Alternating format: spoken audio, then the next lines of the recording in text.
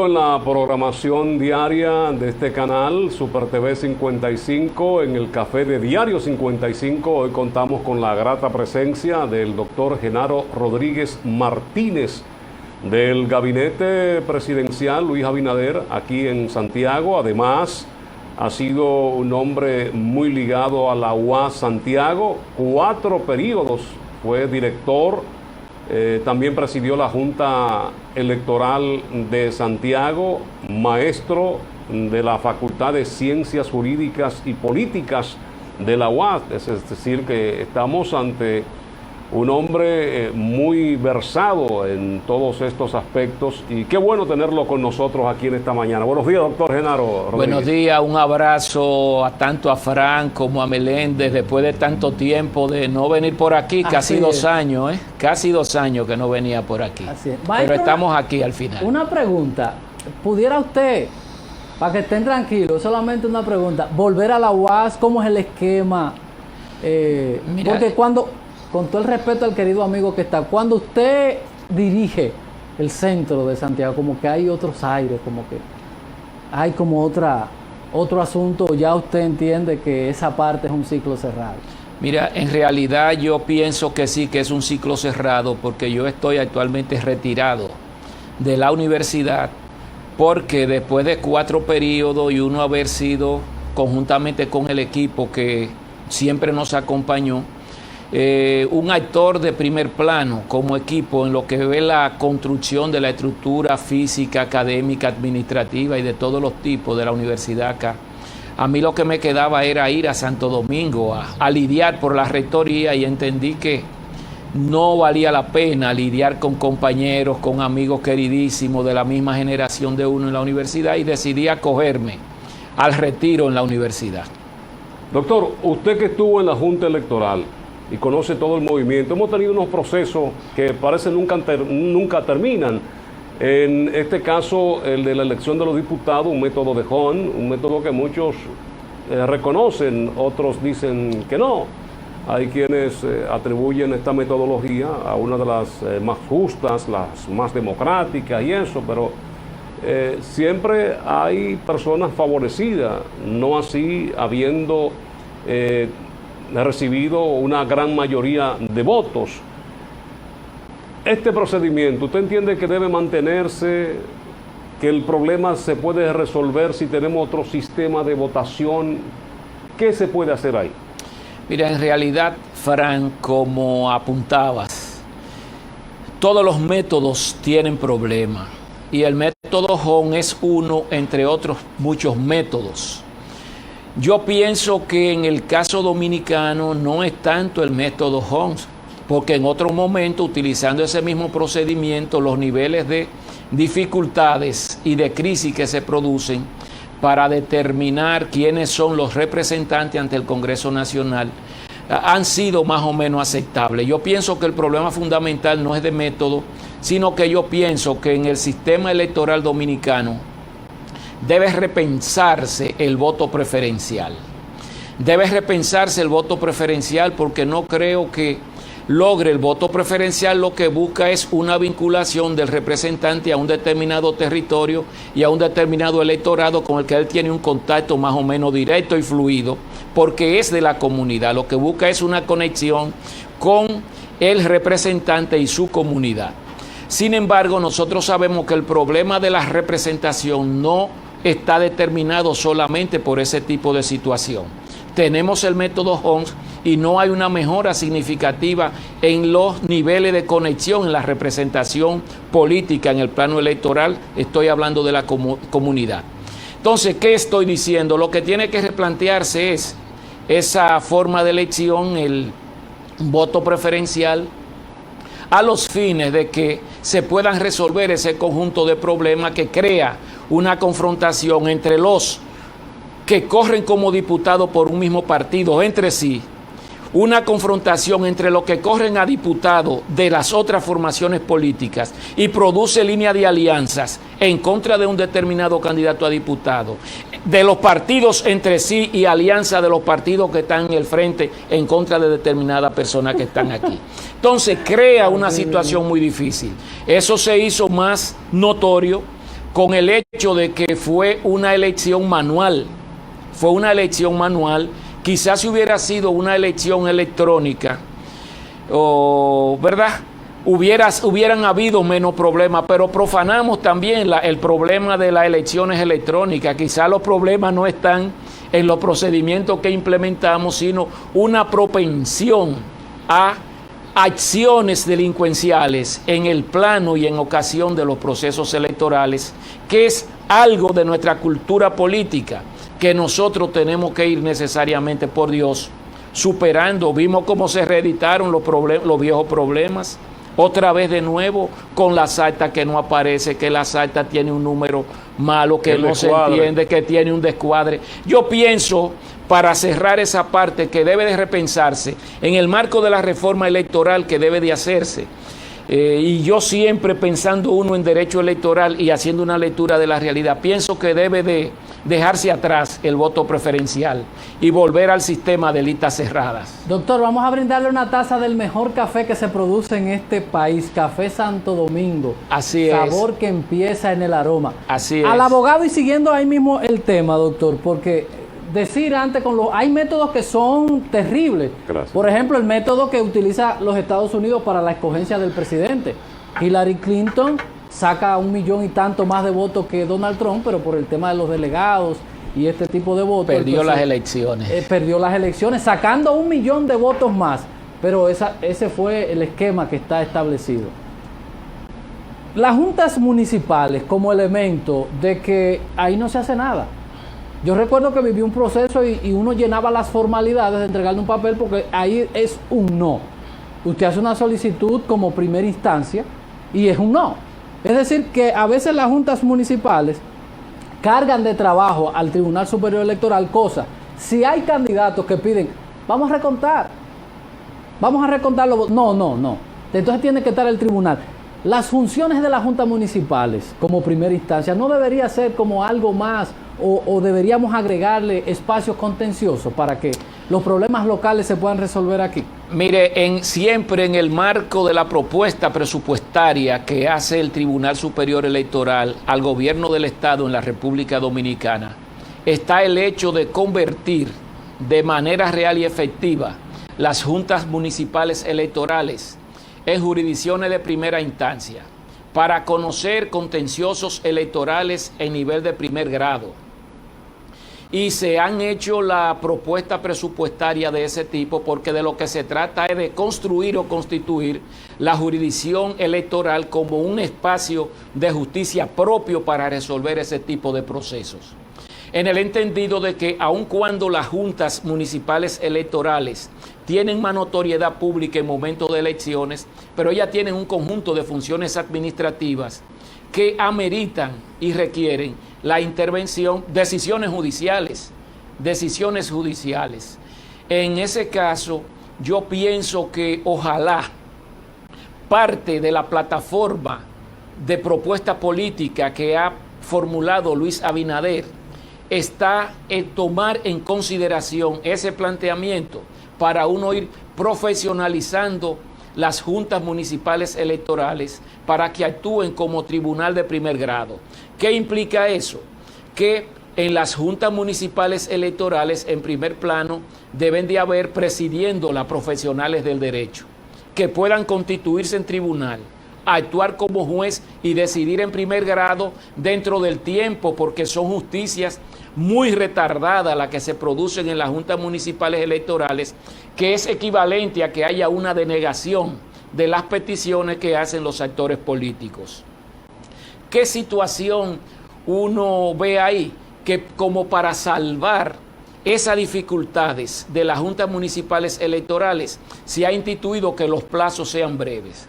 Usted radica una instancia haciendo una solicitud X en reconteo o en reevaluación de una determinada situación, los plazos son breves. Al momento en que usted la deposita, usted puede contar ahí 48 horas para que le den respuesta. Si no se la dan, se presume que ha habido un silencio administrativo que equivale a una denegación de justicia. Entonces usted puede entablar su acción por la vía directa por ante el Tribunal Superior Electoral. Pero retomando el planteamiento inicial, entiendo que eso es uno de los temas importantes pendientes en la agenda electoral de la República Dominicana. 1, repensar el voto preferencial. 2, constituir la jurisdicción electoral con 2 niveles, con el nivel de primer grado y el nivel de segundo grado. Así es vital eso, porque aparte del costo, doctor, imagínese un candidato de un distrito municipal de Santiago Oeste que quiere ejercer su derecho y tenga que estar dando viajes a Santo Domingo, al Tribunal Superior Electoral, allá a la feria. Primero buscarse un abogado y lo que esto incluye, de que deberíamos tener en cada provincia las juntas municipales, ya está fuera como una especie de última instancia y que se le pueda dar respuesta a la gente y no tenga que movilizarse, porque como dice el doctor, eso es justicia negada. Doctor, con relación a usted que por tantos años estuvo vinculado a la UAS como maestro, como director, estamos viviendo un proceso porque este proceso sanitario nos cambió la vida. Las clases virtuales, ese esquema, ese formato que no tenemos costumbre en República Dominicana, ¿qué entiende usted pasará con estos ciclos que están pendientes de septiembre, diciembre, creo que es el que viene ahora?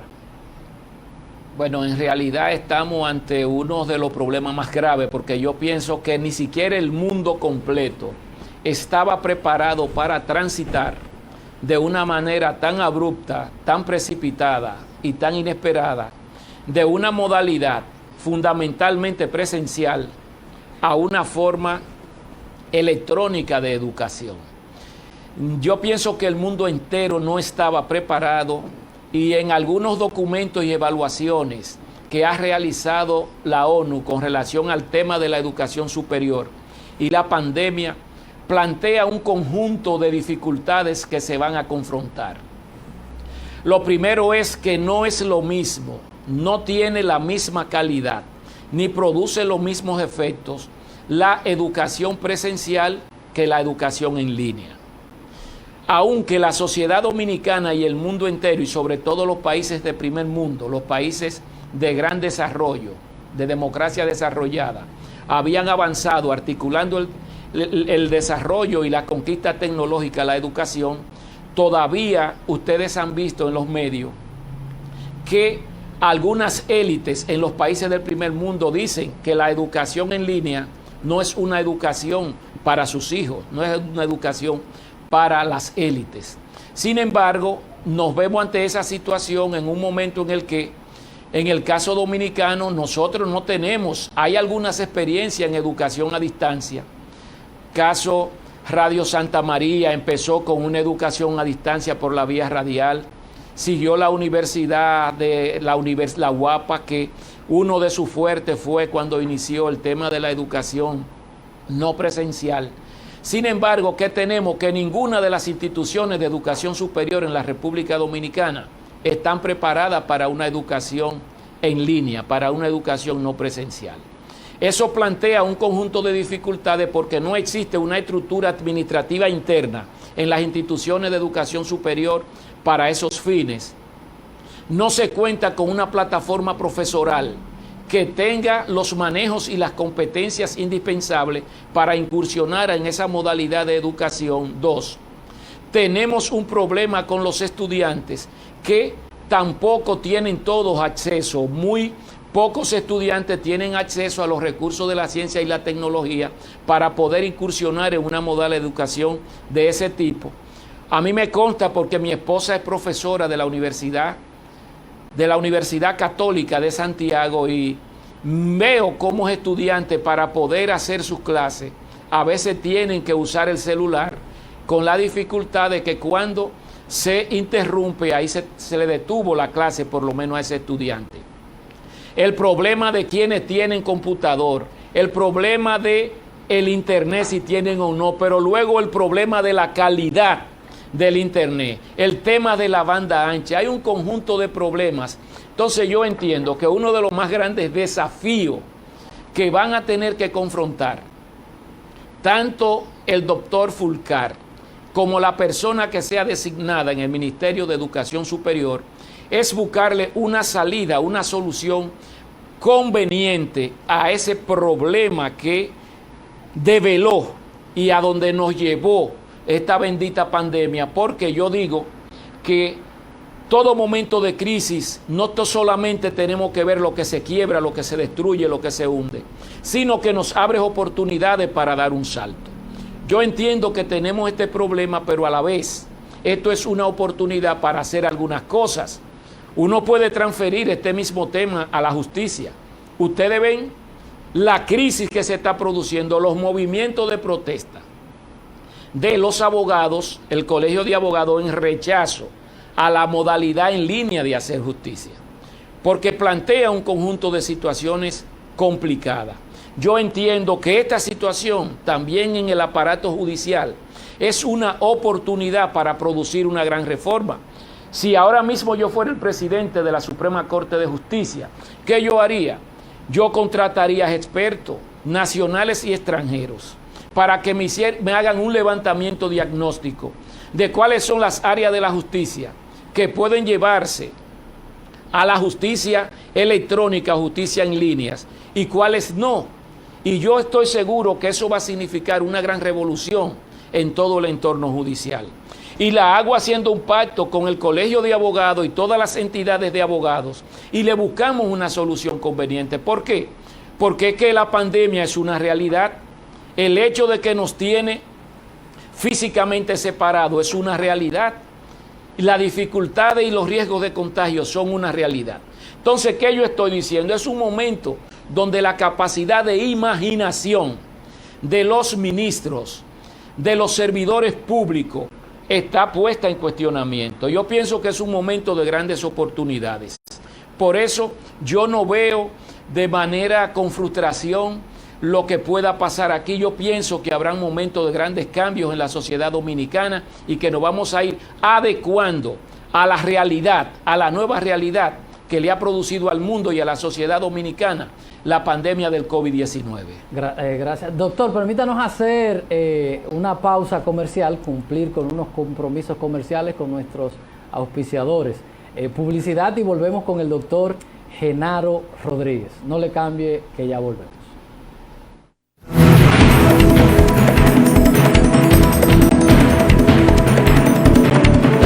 El doctor Genaro Rodríguez Martínez está con nosotros del gabinete presidencial de Luis Abinader en esta provincia de Santiago. Genaro, muchas expectativas con esta modalidad. Ahora, precisamente, la pandemia nos obliga a estar más pendientes de las redes electrónicas y el presidente electo, Luis Abinader, pues ha estado utilizando el Twitter para las nuevas designaciones, funcionarios que serán juramentados el 16 de agosto. Muchas expectativas, un partido que gana abrumadoramente, con un respaldo masivo, y gente que quieren estar. Dicen, y hay un tema que dice que no hay cama para tanta gente. Otros que lo designan y quizá no es la función o el puesto que querían desempeñar, pero llegará el momento, ¿verdad?, que en base a su trabajo, en base a su capacidad, pues logrará sus objetivos. ¿Cómo ha visto las designaciones hasta ahora que se han hecho? Hasta el momento faltan algunos ministerios todavía, ministerios que son difíciles, y más todavía el nombrar el procurador general o la procuradora. Ha habido mucha presión en torno a este caso porque sociedad civil, movimientos, periodistas han estado aupando a una persona en específico. ¿Cómo te entiendes que se manejan estas cosas? La presión que tiene el candidato electo en estos momentos, porque todos quieren estar en el globo. Mira, Fran, es de rigor, Fran y Meléndez, es de rigor precisar que el gabinete presidencial fue una plataforma creada por el hoy presidente Luis Abinader en el trayecto de su campaña electoral. Hago esta precisión porque como Luis Abinader es el presidente electo de la República, y cuando se habla entonces de manera directa de gabinete presidencial, estando Luis Abinader designando los integrantes de su gabinete, puede producir una confusión que cualquiera diga. El doctor Genaro Rodríguez es del gabinete presidencial de Luis Abinader ya en este momento. Ya son tiempos distintos. Y eso le generaría a uno una situación parecida como la que decía Meléndez hace un momento, que mucha gente entonces estarían interesados en tener contacto con Genaro Rodríguez si yo no hago esta aclaración, porque pudieran pensar. Entonces, gabinete presidencial, situarlo antes de Luis haber resultado electo, porque fue una plataforma electoral que contribuía desde el punto de vista de soporte técnico profesional para Luis Abinader y para el partido, y que lo ayudaba a racionalizar algunas políticas públicas en el marco del programa que Luis presentó a la sociedad dominicana, conjuntamente con otras estructuras e instancias del PRM, que hicieron una contribución inmensa. Por eso, en aquel momento, el coordinador nacional o presidente del gabinete presidencial fue Lisandro Macarrulla, y el director ejecutivo nacional en ese momento fue el diputado Víctor de Asa.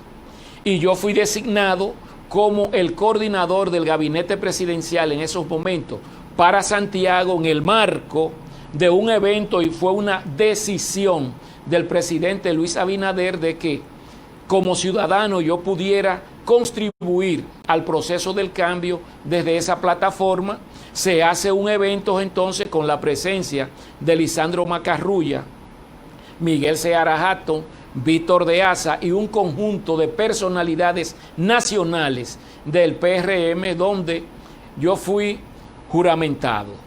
Luego se hizo un evento más abierto, más público, que de eso ustedes tienen conocimiento, donde un conjunto de personalidades y lo más granado, parte de lo más granado del empresariado nacional, formó parte de este gabinete, que en Santiago tiene como director ejecutivo al licenciado Nicasio Pérez Zapata, y un conjunto de empresarios probos, honrados, siempre comprometidos con la generación de empleo y con el desarrollo democrático en la sociedad dominicana. Quería hacer esta precisión para que quedara deslindado lo que son las personas designadas por el Luis ya electo presidente y lo que fue otrora o atrás el gabinete presidencial como plataforma de campaña. Pero quién sabe, doctor, Plutarco era del gabinete de salud y ya hoy es ministro o designado.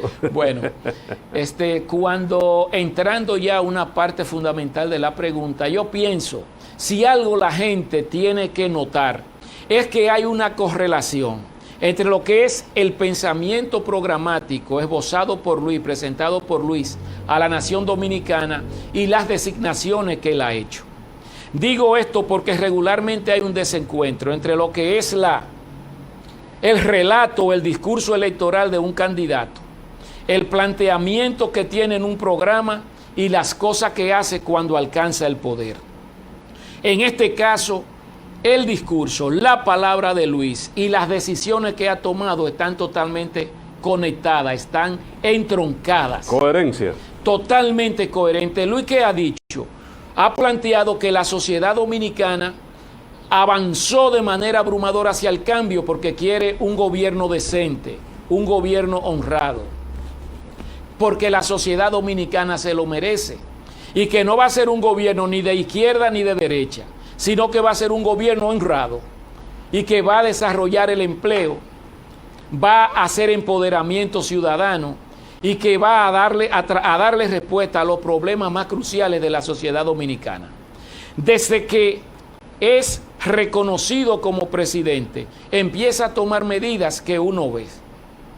Adesentamiento del gobierno, un rostro como el doña Milagros Ortiz Bosch, al frente de esa estructura que siempre fue una entelequia, porque no pudo lidiar en contra de los desatinos y violaciones a los valores y principios morales y éticos. Ahí está doña Milagro, una persona que es quizás de las cosas más valoradas que tiene que tener la democracia en la sociedad dominicana. Han habido unos graves problemas en términos de las contrataciones públicas. ¿A quién designa Luis? Designa a Carlos Pimentel, una persona que no es del PRM, es una persona que está muy comprometido con el adesentamiento de la vida pública en la sociedad dominicana, que es representante de Transparencia Internacional en el país, lo designa en compra y contrataciones públicas, que todavía está muy fresco en nosotros. Doctor, ahí mismo, usted ha mencionado dos instituciones con dos directores, personas que tienen credenciales de ser personas serias, porque lo han demostrado en su trayecto. ¿Permite la institucionalidad dominicana llevar a cabo esas intenciones? Porque podemos decir, ahí estuvo Lidio Cadet, que es un hombre serio, pero a veces la misma mecánica. Recuerdo que lo hablábamos fuera del aire. El gobierno de Danilo empezó a sí mismo con un tema y unos veedores.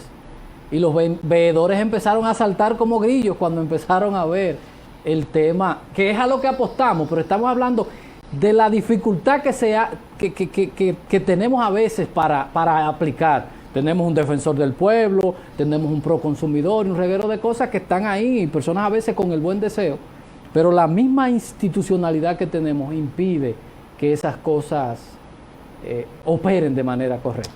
Mira, yo pienso que el caso del presidente Luis Abinader y el caso del presidente Danilo Medina, al momento en que iba a tomar las riendas del gobierno de la sociedad dominicana, fueron totalmente diferentes.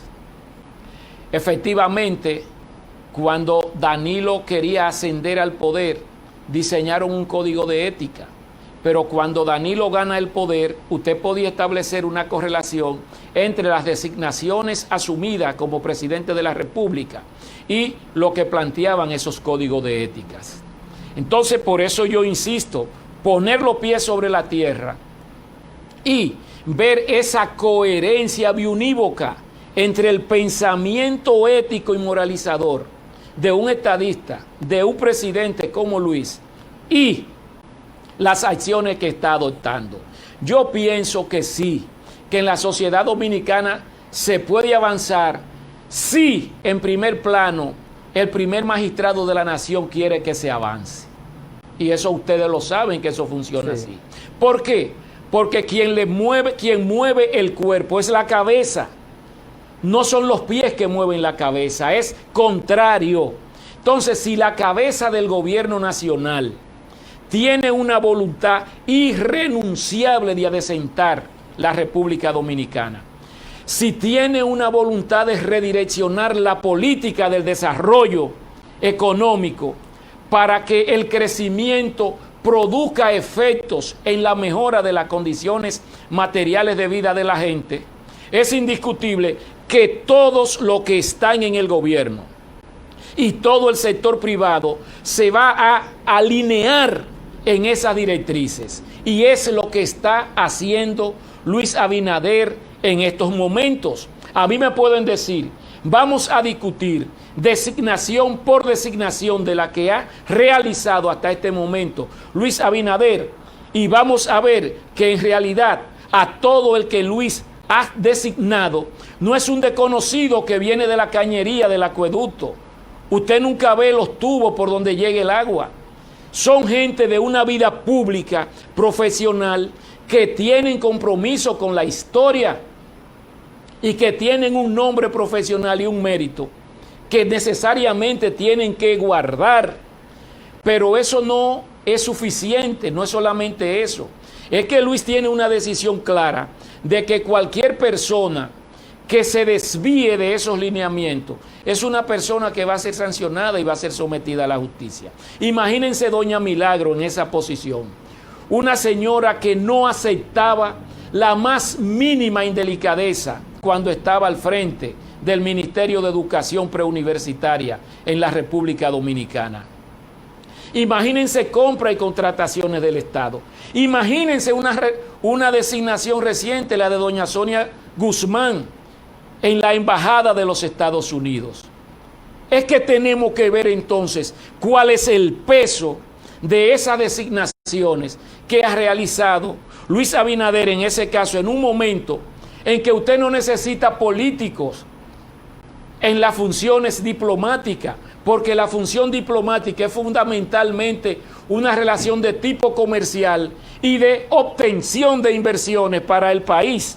Entonces, en la principal embajada, en el principal socio comercial de la República Dominicana, Luis designa a doña Sonia Guzmán de Hernández, una persona que está conectada al mundo de las empresas, una persona que conoce los protocolos de Estado, porque en una edad temprana a ella le correspondió ser una hija de un presidente de la República memorable, como fue don Antonio Guzmán Fernández. Entonces uno ve, ¿puede ella establecer una conexión entre el mundo de la empresa en términos de buscar inversiones y el mundo de las industrias para desarrollar oportunidades hacia allá? Obviamente que sí, porque tienes unos vínculos naturales. Doctor, permítanos hacer la última pausa y decir a doña Sonia desde aquí, felicitarla por su designación, un vínculo con ella, con Iván, doña René, que me quería muchísimo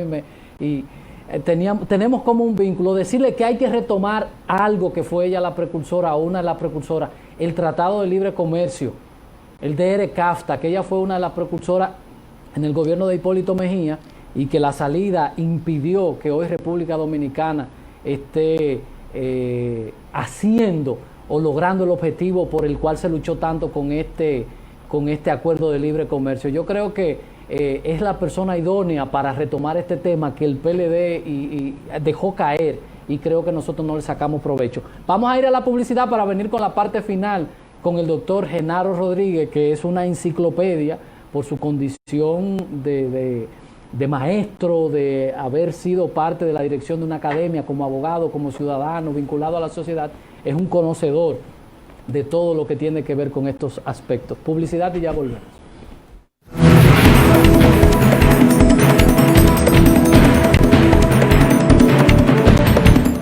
El doctor Genaro Rodríguez Martínez está con nosotros en el café de Diario 55. Genaro, uno de los principales temas, y cuando salían las encuestadoras y la gente a las calles, hablaba del tema de la corrupción, de la impunidad. Hoy estamos hablando del nombramiento de una persona como procurador general o procuradora, pero el tema no es ese. También tenemos una justicia. Estamos en este aspecto con el Ministerio Público, pero también están los jueces ahí, para que haya entonces una justicia equilibrada y que responda a los mejores intereses de la patria. Este tema, corrupción, impunidad, ¿cómo se puede manejar? ¿Solamente con un procurador que pueda nombrar el presidente? No, yo pienso que ahí hay todo un circuito para poder adecentar la vida pública desde el aparato judicial, desde el Ministerio Público y desde la Cámara de Cuentas. Hay que producir un circuito. Entonces, por eso, en el planteamiento programático de Luis Abinader y el PRM, y yo siempre apelo a esa plataforma, al programa, está claro que aquí no va a haber una mejoría en la corrupción si no hay una mejora significativa en términos cualitativos a nivel del Ministerio Público en la República Dominicana.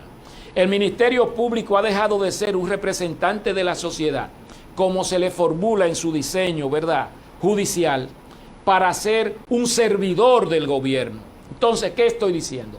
El Ministerio Público no es un representante de la sociedad en los actuales momentos. Es parte de las miserias que tenemos. Es un representante del gobierno, y ustedes lo vieron porque distinguidísimo y muy valeroso empleado del Ministerio Público, al final prácticamente de la campaña, tuvieron que cometer acciones de sometimiento que eran lastimosos, y ustedes lo vieron. ¿Querían ellos hacerlo? No. Le dijeron, al final, desempolvan expedientes de drogas y le dicen a un fiscal, mira, le corresponde por la competencia territorial a que tú lo trabajes, y tú haces un show mediático. Eso es porque el Ministerio Fiscal no responde a la sociedad, sino a los intereses del gobierno. Luis dice, eso hay que cambiarlo para poder adecentar la vida pública en la sociedad dominicana. La Cámara de Cuentas, señores, que tiene una función trascendental, necesariamente tiene que pensarse quiénes son las personas que van a integrar la Cámara de Cuentas en la República Dominicana. porque ellos tienen que cumplir con su misión, con su función. No pueden ser militantes políticos que solo le rinden cuenta al partido, tienen que rendirle cuenta a la sociedad. Eso por un lado. Y por el otro lado, nosotros sabemos que el aparato judicial, y estoy hablando de jueces en la sociedad dominicana, se llenó de militantes de un determinado partido político, que era el partido en el gobierno, y era el Partido de la Liberación Dominicana. Hay que desintoxicar ese aparato. ¿Qué va a pasar? ¿Se van a producir desempleo? No, hay algo claro que yo tengo, y es que cuando la cabeza marcha en una dirección, y sobre todo cuando la cabeza tiene claridad y largueza de mira, como la tiene Luis y el conjunto de gente que ha ido designando, todo el cuerpo entero del Estado en la sociedad dominicana se va a tener que poner en esa dirección. Por eso que Luis está diciendo, Luis está demostrando que va a ser un gobierno consultivo y dialogante, porque para el tema del Procurador General de la República, Luis ha ido a donde personalidades importantes de la comunicación para dialogar, pero es el que se conoce públicamente que él fue. Entonces, Luis está comprometido con adecentar el país, adecentar la justicia, reducir la corrupción, redireccionar la política del desarrollo, sacar el país de la crisis moral y de la desesperanza, sabiendo Luis, teniendo conciencia de que este periodo de crisis es una gran oportunidad que le da la vida y que le dio el pueblo dominicano para que lo dirigiera en momentos como este. Es posible reducir la corrupción, mejorar la justicia, mejorar el Ministerio Público, perseguir el conjunto de criminalidades organizadas que se producen, pero sobre todo reducir el desempleo, porque la gente ha perdido de vista que Luis ha dicho que va a ser un gobierno de empoderamiento ciudadano y que no le va a hablar del desarrollo del país, porque eso es una categoría abstracta, genérica. Luis sabe que la gente se desarrolla en el territorio donde está, y está hablando del desarrollo territorial, está hablando del empleo en el lugar donde vive la gente. Es que Luis tiene un discurso totalmente diferente y ha tenido una praxis como presidente electo totalmente consecuente y coherente, donde no hay diferencia entre un discurso de campaña y el discurso del presidente que gana. Doctor, el tiempo en televisión se va sumamente rápido cuando uno tiene invitados que manejan los temas. Uno ni siquiera se da cuenta y hemos llegado a la parte final. Nos resta a nosotros agradecerles que usted haya sacado este momento para conversar con nosotros de estos temas importantes. República Dominicana vive un momento social, político, medio complicado, y es importante que sus mejores hombres y mujeres estén en la línea de adelante para ver cómo nosotros podemos encontrar el rumbo nueva vez y poner en marcha la economía y resolver muchos temas pendientes. Gracias al doctor Genaro Rodríguez por haber estado con nosotros. A ustedes las gracias. También en nombre de Fran Rodríguez, Edison Meléndez y todo el equipo que trabaja para que ustedes reciban este exquisito programa. 2 horas de programa, la mejor revista que se produce en este país, Diario 55. Mañana a las 7, nuestra cita acostumbrado. A cuidarse, mantener el distanciamiento, nuestros tapabocas para evitar lo lamentable que estamos viendo con muchos amigos cercanos que están padeciendo de este problema, y ahí vienen muchísimas complicaciones. Feliz resto del día, nos vemos mañana.